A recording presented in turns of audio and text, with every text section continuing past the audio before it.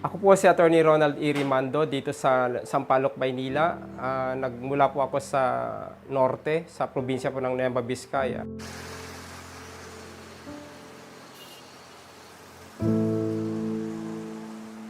Ni-raise ako ng mga madre na magsakristan. Talagang masasabi ko ako isang religyoso. May mga naririnig din ako tulad ng sa tithes, di umano, kung mag-abuloy ka, dapat merong certain percentage.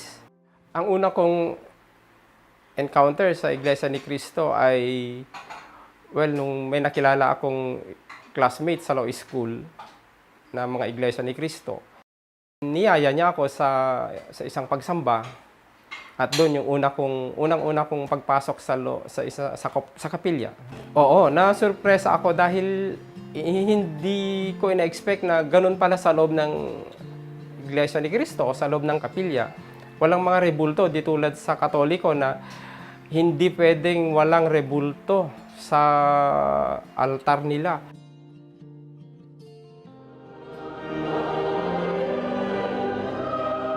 Sa turo ay malaki ang pagkakaiba sa turo. May Biblia na nakahanda doon sa harap. Sa Katoliko naman, meron din silang libro kasi ang nakalagay doon is catechism, Catholic catechism. Yung dati kong impression about sa Iglesia ni Cristo na isang hamak lang na organisasyon o sekta, ito ay napawi mula nung nagsimula akong makapakinig ng mga aral ng Iglesia ni Cristo. Yung tungkol sa tithes o yung pag-aabuloy o sa abuluyan ng Iglesia, hindi naman pala sila nagtatakda ng sinasabing 10%, kundi yun ay galing sa iyong puso o yung pasya ng iyong puso. Hindi naman ganun na tatakdaan ka ng, ito ang ibahagi mo sa Iglesia. Walang ganun. Naging turning point ko ay yung kaligtasan. At sa Iglesia ni Cristo ko nalaman, hindi lang tayo nabuhay sa mundong ito para mabuhay lamang. Sa mga kapatid ko, natural lang siguro na, parang pagtawanan ka, sasabihin dating nga Katoliko, sakristan ka pa, tapos ngayon, diyan ka na sa Iglesia ni Cristo. Ano ba meron dyan? Iba yung naramdaman nung ako'y nabautismuhan. Iyon yung, kumbaga, yung the most awaited moment ng aking pag-anib sa loob ng Iglesia ni Cristo. Iba, masaya. Na iba, malaking pagbabago ang paraan ng pananalangin ko. Pagdarasal sa Katoliko ay paulit-ulit. Ang pananalangin natin sa loob ng Iglesia ni Cristo ay hindi pa ulit-ulit. Dapat ay galing sa puso para dinggin ng Ama ang iyong panalangin. Panahon ng pandemic ay pumasok sa isip ko na ito yung paalala ng Diyos sa sanlibutan na dapat makilala ang tunay na Diyos. At bilang Iglesia ni Cristo, anumang dumating sa buhay natin, hindi tayo nag-aalala dahil alam natin may tunay na Diyos na kung nananalangin ka sa Ama, ibibigay niya kung ano yung kailangan mo.